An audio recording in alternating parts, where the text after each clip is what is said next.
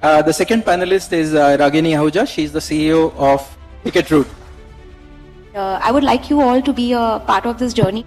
Saras Food Festival 2023 में billing and food purchasing इस बार digitalise कर दिया गया है। एक ऐप को हम यूज कर रहे हैं तो मतलब बहुत अच्छा लग रहा है। As they were getting more accustomed to the system, as they were getting to do fun things. Technology does offer a choice to initiate a refund. Yes, absolutely. Okay. Even if the guy does not ask for it, I have his phone number, I have his UPI, Yeah, I can transfer it. that was my I question. was a user of you that app.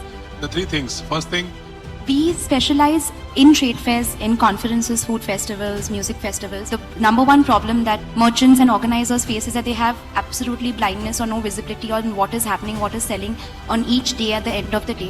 End of the day also we need a solution for that to track the sales up to the root. I think the most important takeaway that Didi can have from this kind of a software would be the data and what they can do with that data.